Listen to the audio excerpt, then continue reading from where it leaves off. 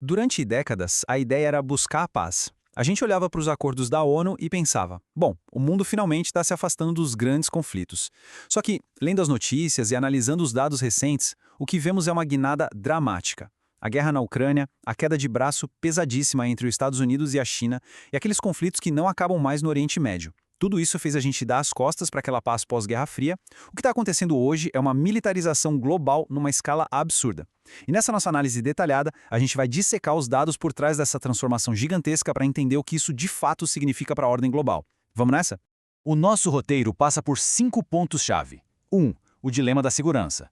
2. A nova corrida armamentista. 3. O ciclo vicioso europeu. 4. A acumulação no Oriente Médio. E 5. O custo do conflito. Ponto número 1. O dilema da segurança. Para a gente conseguir digerir os números bizarros que vêm por aí, precisamos primeiro entender a psicologia, a estratégia por trás da forma como os países agem hoje. E aí a gente esbarra num conceito fundamental, o dilema de segurança. Imagina o seguinte cenário. Um país resolve investir uma grana pesada em armas, só para se sentir mais seguro, sabe? Ironicamente, os vizinhos olham para isso, ficam morrendo de medo e resolvem fazer exatamente o mesmo. É um clássico efeito dominó.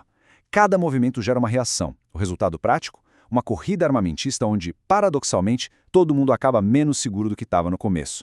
Mais armas, no fim das contas, geram mais insegurança. E olha como isso se traduz no mundo real. 2,5%. Essa é a fatia de todo o produto interno bruto do planeta que hoje é engolida pura e simplesmente por gastos militares. É o nível mais alto que a gente vê em muitas e muitas décadas. Isso não é só teoria geopolítica nos livros, não, gente. É uma realocação gigantesca de recursos econômicos que tira dinheiro de outras áreas para injetar em armas. E as estatísticas, infelizmente, confirmam tudo isso. Os gastos mundiais com defesa devem crescer 2,9% em 2025. Esse é o 11º ano seguido de alta. Se a gente der um passo para trás e olhar a última década, o salto é de colossais 41% em termos reais. É muita coisa. E quem é que puxa esse trem? Apenas 5 países: Estados Unidos, China, Rússia, Alemanha e Índia. Juntos eles respondem por quase 60% de todos os gastos globais. Esses dados deixam claro que a gente entrou de cabeça numa nova era de rivalidade entre grandes potências. É como uma nova Guerra Fria que está reconfigurando a ordem mundial bem na nossa frente. Número 2. A nova corrida armamentista. Isso leva a gente direto para o epicentro desse gasto massivo. A disputa frenética pela liderança militar e tecnológica. Mas antes de a gente começar a bater orçamento com orçamento, precisamos alinhar a régua. E aqui entra a paridade de poder de compra, o famoso PPP. Fazer aquela conversão simples de moeda local para dólar engana muito. Por quê? Porque o custo para fabricar um tanque ou pagar o salário de um soldado na China é absurdamente diferente do custo nos Estados Unidos. O PPP ajusta essas distorções para mostrar o poder de fogo real do dinheiro lá dentro da economia local. Tendo isso em mente, olha esse contraste. Os Estados Unidos ainda são os pesos pesados. Os caras projetam passar da marca surreal de $1 trilhão em 2026, podendo chegar a $1,5 trilhão em 2027. Do outro lado do ringue, a China tem um orçamento divulgado de $336 bilhões para 2025. Mas, aplicando aquela métrica do PPP, o PIB chinês tem um peso muito maior, fazendo com que esse orçamento equivalha, na verdade, a cerca de $470 bilhões em poder de compra real. É menos que o americano? Com certeza. Mas a verdadeira distância entre essas superpotências está encolhendo bem rápido. Só que o buraco é mais embaixo. Essa corrida não é mais só sobre quem tem mais soldados ou mais tanques. É uma guerra fria high-tech. A briga agora é por tecnologias emergentes, mísseis hipersônicos, sistemas autônomos e, claro, o uso pesado de inteligência artificial no campo de batalha. Isso joga os acordos de paz para o escanteio. A desconfiança só cresce e os países começam a agir cada vez mais por conta própria, atropelando os acordos multilaterais. Número 3. O ciclo vicioso europeu. E falando em agir por conta própria, vamos dar um pulinho na Europa, que está mudando completamente de postura e tentando sair debaixo do guarda-chuva de segurança pós-Guerra Fria. A mudança de chave na Europa é nítida. Em 2025, a previsão é que os gastos com defesa por lá saltem absurdos 12,6%, muito acima da média global. O clima de tensão e as cobranças do passado para que a Europa se virasse sozinha deram um baita empurrão nisso, especialmente com a Alemanha liderando o movimento. Para se ter noção, a Europa sozinha já representa mais de 20% do gasto militar do mundo inteiro.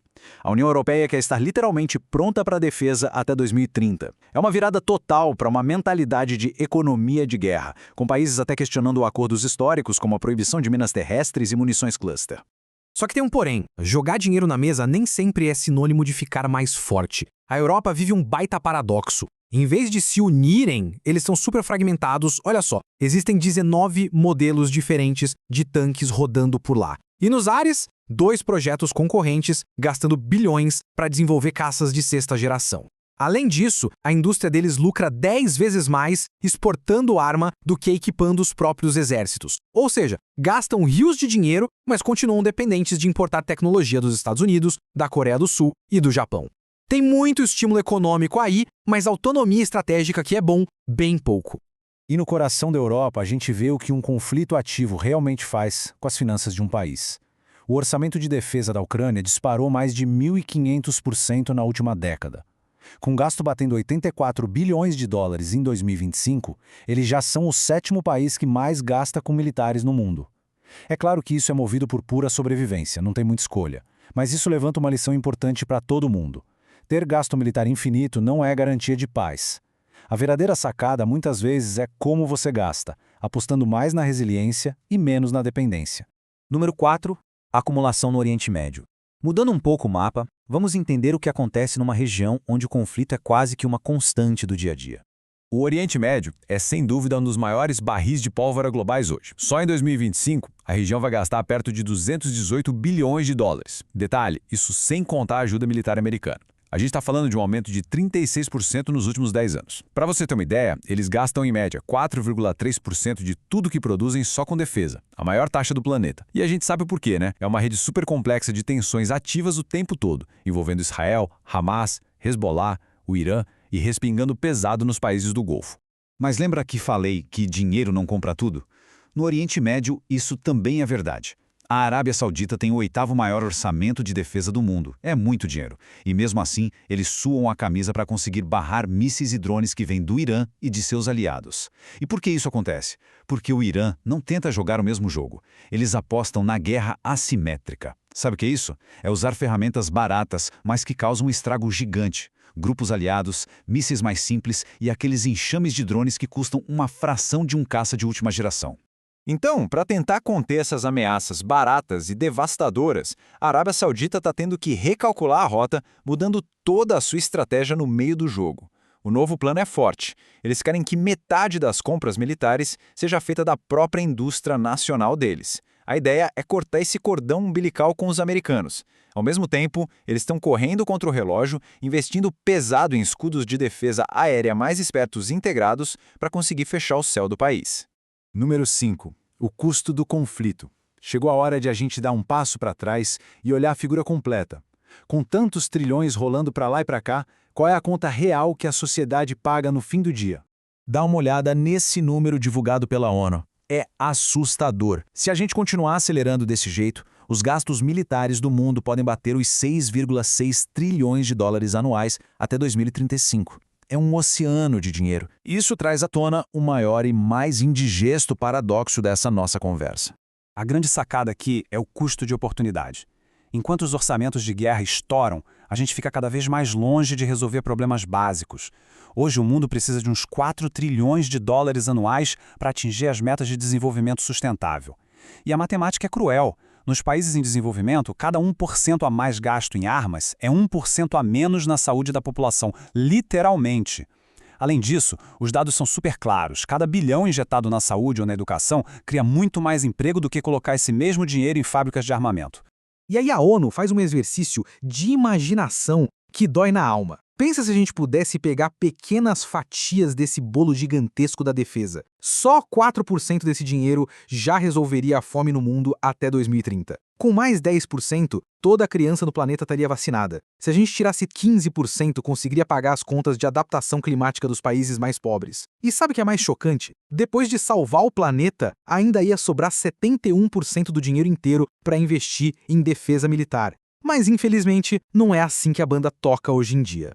O que puxa a gente para a reflexão mais importante dessa análise inteira. Vendo toda essa grana sendo drenada para alimentar o dilema de segurança enquanto problemas cruciais ficam para trás, eu quero saber o que vocês acham disso. Deixem a resposta de vocês aqui embaixo nos comentários para essa pergunta. O nosso implacável desejo por segurança absoluta não estaria, ironicamente, garantindo a nossa própria destruição? Queremos muito ler a opinião de todo mundo aí nos comentários. E não esqueçam de curtir o vídeo e se inscrever no canal se vocês gostaram dessa análise. E lembrem-se, se você gosta desse tipo de conteúdo, considere nos apoiar, link do Apoia-se na descrição deste vídeo. Valeu pela companhia e até a nossa próxima análise detalhada.